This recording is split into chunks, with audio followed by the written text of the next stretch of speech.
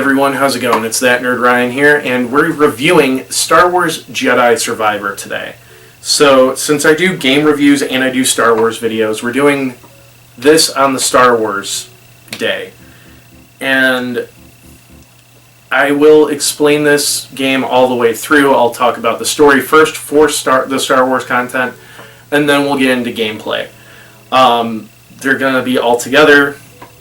But yeah, I just wanted to explain that because I know I do game reviews on Fridays usually, but being that Jedi Survivor is a Star Wars game, we'll be talking about that. Like Spider-Man 2 will be on Monday for Superhero Days. But yeah, so let's get into it. So I do want to apologize for taking so long to review this game. I know it's been out for months, but I needed something to be able to play it, and I had to wait. So that's why. But I did beat the game, and let's talk about it. So the story basically takes place 5 years after Jedi Fallen Order. The Mantis crew has broken up. Cal is using the Mantis along with helping Saw Gerrera with his own unit. Basically, we get thrown into the middle of a job, which I love when Star Wars does that. Where Cal is basically arrested and brought to a senator by Coruscanti police. It turns out that the Coruscanti police are his team, and he just needed to get close to the senator. So the battle ensues, and Cal breaks out, the battle ensues, and they catch the senator only to be stopped by the Ninth Sister. Cal fights. The rest of the crew gets killed, or one of the crew members gets killed off at that point. As Cal fights the Ninth Sister and ends up setting her free by ending her life. We then get back to the Mantis and with the two remaining members, one of them being a new recruit named Bode. As you guys escape, the other veteran member dies, and Cal and Bode split up, and Cal goes to Cabo. Kobo. There he meets up with Grease, and they reunite. Doing that, we also get introduced to the Bedlam Raiders, who is basically one of the two main factions that you have to fight. They have reprogrammed battle droids of all kinds, from B1s to BXs to droidicas. So you have to go ahead and fight them and meet Ravis, their leader. As you do that, you ascend into an area where you unleash a Jedi from the High Republic era. Draven is his name, and he almost instantly turns to the dark side. You have to fight him. And the first one's easy because he is missing an arm and is basically kind of using the Force or not even using the Force at this point, for that arm and fighting with a single-bladed lightsaber.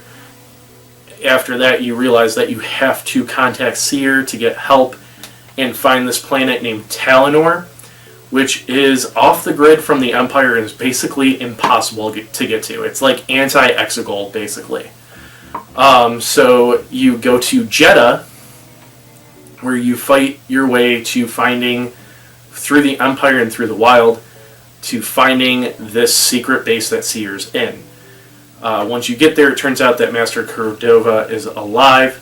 You also reunite with Bode before that, I forgot to mention. But yeah, you find out Master Cordova is alive, and they've created the Hidden Path, which is what we get to see in Obi-Wan Kenobi, which is taking place around the same time. So they decide that they will help because Talonor would be helpful for the Hidden Path for, people that are in trouble. So you have to basically go and learn more about Talonor. So you go back to Kobo, and you go to Kobo's moon as well. You find damaged compasses along with raiders that have lightsabers that were given to them by Draven, who is actually working with Ravis. Once you collect that stuff, you head back to Jeddah, and you stop a Imperial mining operation on Jeddah as they're solving everything. After that, you find out that there was one more compass hidden on the Shattered Moon, I believe it was. Or, no, I'm sorry. There's one, you have to go back to the Shattered Moon to fight Ravis. So you end up fighting Ravis, and then you end up going back to Kobo to fight Draven. Cal kills both of them in very violent ways, almost. Basically, Ravis asked for a warrior's death, and even though Cal's a Jedi, he does give Ravis a warrior's death. And then fighting Draven, Cal uses a weird force hallucination to help kill Draven. At that, Bode is kind of obviously shook by seeing what he sees. Says that he'll hang back for a minute. As you go back to Jeddah, Bode comes with you. You turn in the compass to the final compass to Cordova, and wait a night. You come back, and Bode ends up killing Cordova and stealing the compass. When you chase after him, you find out that he is force sensitive and ISB. So he gets away, almost killing Cal, and then Seer is left to defend the outpost. Not only is there a million Imperials there, I'm also sorry, I did forget to mention Marin was with Seer, and Marin helps you out in this. We'll talk more about her during gameplay, except her and Cal are now developing a relationship. Sorry, I focus on the playable characters when I talk about this stuff.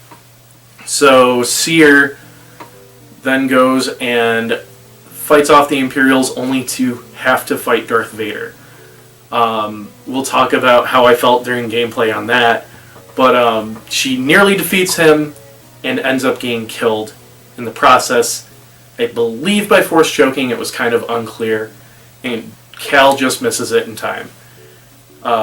Cal chases after Bode onto the ISB headquarters, where he begins to really dabble in the dark side.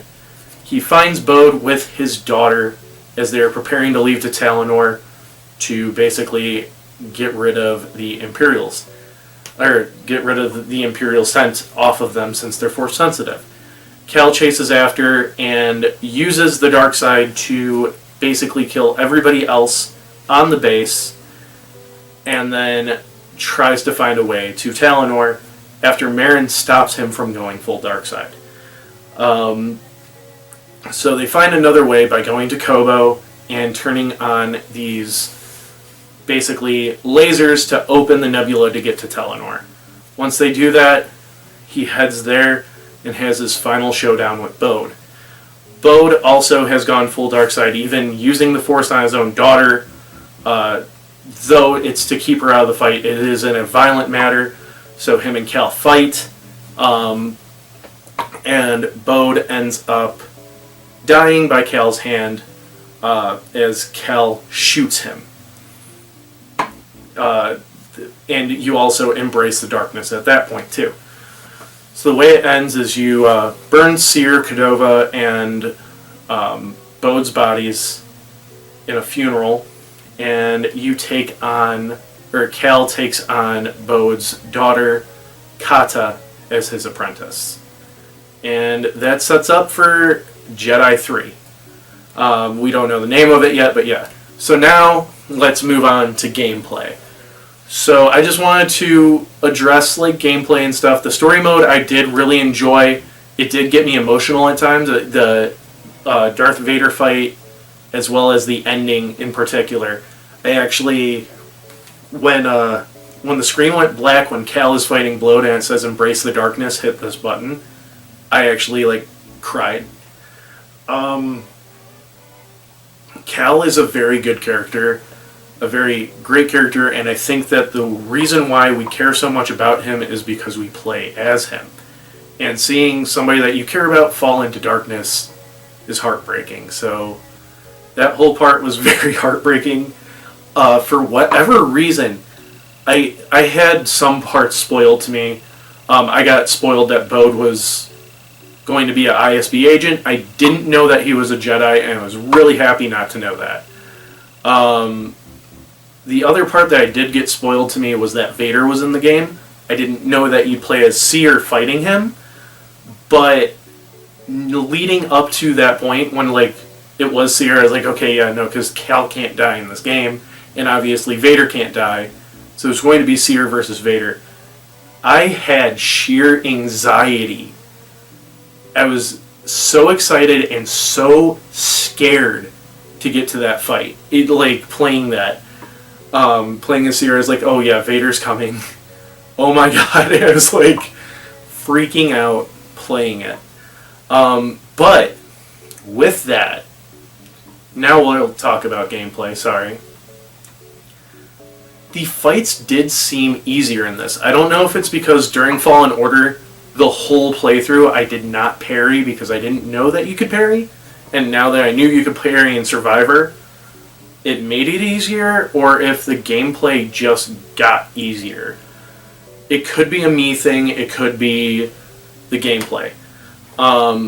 The different stances, I did feel a little overwhelmed at. I really only stuck to the single blade or the dual, or two blades, the separated two blades, not the double blade lightsaber. I did try to use the blaster one for a while. I felt that the controls were a little janky. And the crossguard was too slow for me. I used it for the test and that was about it. I didn't like it afterwards.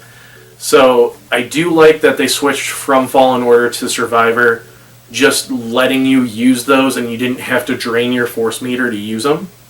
I also like that you get everything carried over from Fallen Order to Survivor for your force moves and stuff like that.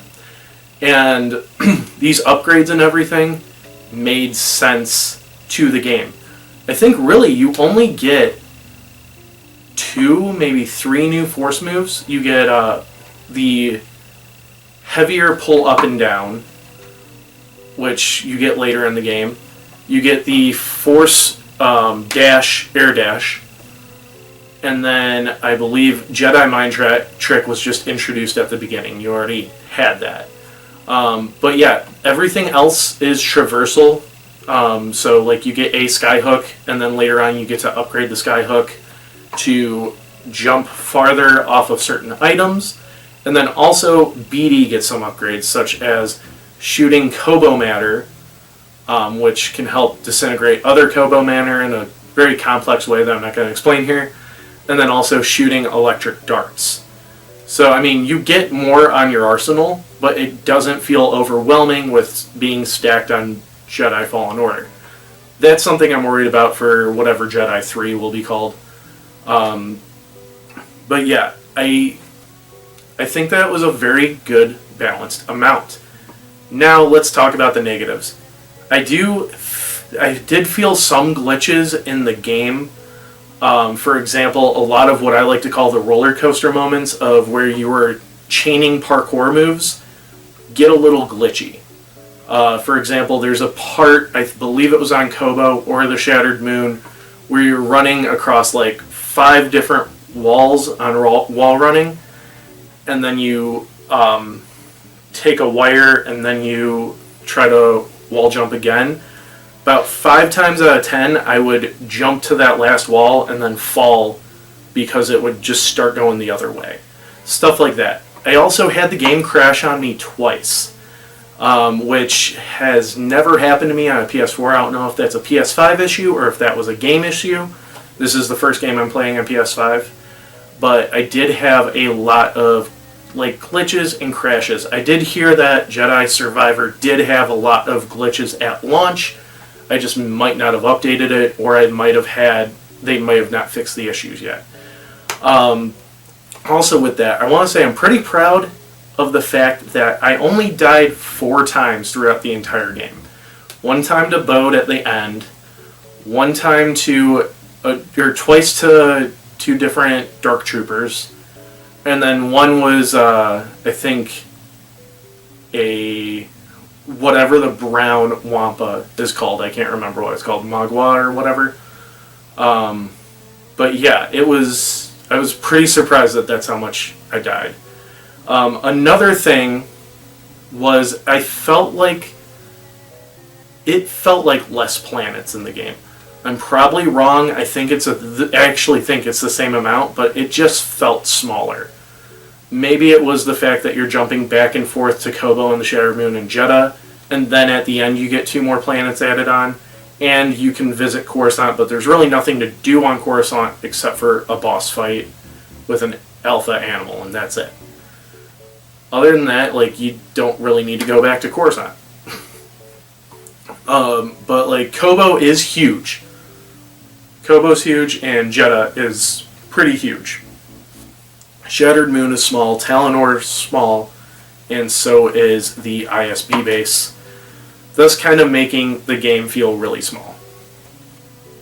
Which is funny, because it literally takes over half of your PlayStation's memory to do that.